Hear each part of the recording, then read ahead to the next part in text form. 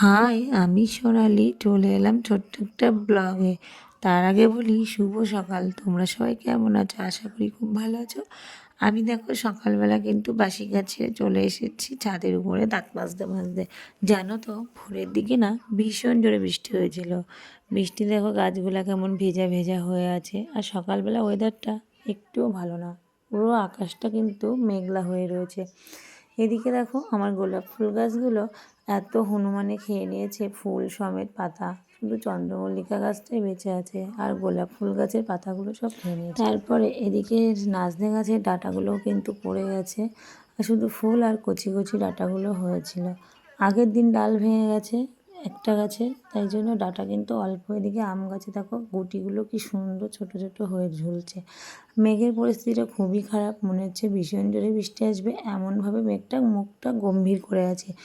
মুখে তো কোনো হাসি নেই। সকালবেলা ঘুম থেকে উঠেই দেখি মেঘের পরিস্থিতি। ছাদ থেকে দেখো সবাই দেখতে পাচ্ছি উঠোন ঝাড় দিচ্ছে। আমাদের কিন্তু সমস্ত কাজটাই হয়ে গেছে, শুধু বাকি ছিল আমার ঘরটা মুছতে। তো যাই হোক, আমি পরে ঘরটা মুছে নেবো। এদিকে দেখো এই গাছগুলো কি সুন্দর ফুলের কুশি ছেড়েছে, যাতে ফুলগুলো আবারও ফুটবে। এটা কিন্তু 12 মাস টুকটাক ফুল হয়েই যায়। গাছটা লাগিয়েছিলাম, বেশ ভালো লাগে আমার কাছে এই গাছের ফুলগুলো। তারপরে ভাবলাম নিচে তো যেতেই হবে, যেয়ে যেটুকু কাজ বাকি ছিল সকালে সেই কাজটুকু করতে। তার সাথে সাথে আমি একটা কথা বলি, আমার একটা ছোট্ট নাতনি মানে সতীন আছে, সেই সতীনটাকে পড়াতে হবে। আমার কাছে যেটা কোথাও পড়বে না, আমি কিন্তু ভালো পড়াতেও পারি না। তারপর যাই হোক, আমি নিচে চলে এসেছিলাম। এসে দেখি আমার জিমি সোনা চুপ করে দাঁড়িয়ে আছে। এখন জিমি সোনা হচ্ছে খাবে, তো সেই জন্য দাঁড়িয়ে এমন জোর খিদে পেয়েছে, ঘুম থেকে উঠে এই যে খাওয়ার জন্য কিন্তু ঘুরপাক মেরে যাচ্ছে। এখন খাওয়ার প্রতি লোভ গেছে কি জানো তো, ডিম সিদ্ধ। ডিম সিদ্ধ দেখলে পাগল হয়ে যায়। যেহেতু সকালবেলা আমাদের এখন চাও হয়ে গেছে, দেখো নিচে এসে দেখি চা ফুল রেডি।